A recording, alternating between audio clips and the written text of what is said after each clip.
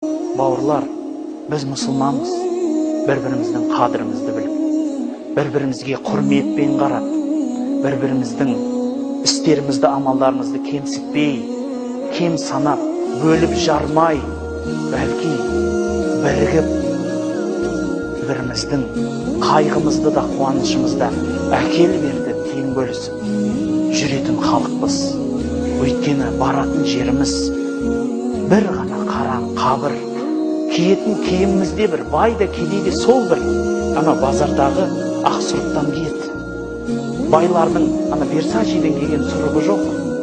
Жоқ, о жерде ондай этикетка болмайды.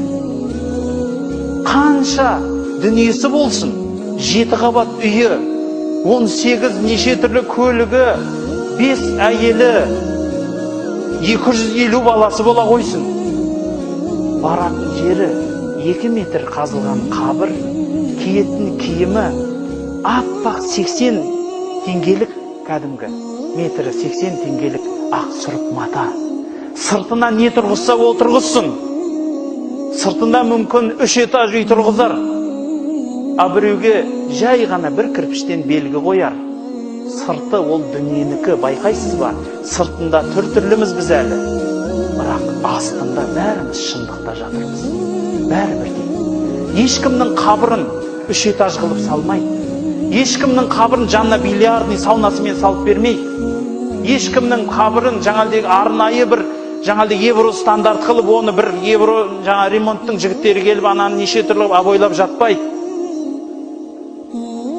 Бір жігітке тиынын береді, опыр-топыр қазатта көтерген бойда лақтырақта тастайды, болды. Сондықтан тірінің бәрі пілдей. Біздің бәріміз піл сияқтымыз әрқайсымыз. Бірақ өлінің бәрі бірдей дейді.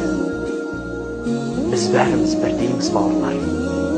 Кемсітетін жер емес. Мына жерде Алланың құзырында бәріміз бірдейміз. Бәріміз тең тұрамыз, сол үшін бір сапта тұратынымыз содан. Сапты тегістейтініміз содан. Бай да, кедей де, жас үлкен де, кіші де, бәріміз бір сапқа тұрамыз. Бәріміз бір адамның соңынан еріп, сол тұрса тұрамыз, сол отырса отырамыз. Біреуі асып кетсе, пайғамбарымыз айтады, имамнан озып кеткен адамның Алла тағала қияметте басын доңызға, итке айналдырып жібереді. Намаздан қалып кеткен адам намаздан шығып қалады. Яғни жамағаттың да сауабын аламайды. Сондықтан біз бір жұдырықтаймыз, қараңызшы. Ал имам сол жұдырықтың бәрін жұмып тұрған білектей. Сондықтан осындай бір қол, бір саусақ бір-бірімен төбелесіп жатқанын көресіз ба? Көрмейсіз. Бәлки бір саусақ қышса, екінші саусақ соны қасиды. Бір саусақ ауырса, соның ауырған ызғарын екінші саусақта сезеді. Соның ыстығын сезеді.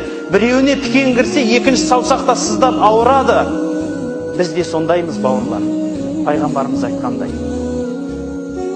Біріміз ауырсақ, біріміз қысылсақ, біріміз айыбымызды жабатын кез келді ғой деймін. Есімізді жинайтын кез келді ғой деймін. Бір-бірімізге мейіріммен қарап, жақсы көзбен қарап, жақсы сезіммен қарап, айып емес, бір-бірімізден жақсылық іздейтін кезіміз келді ғой деймін.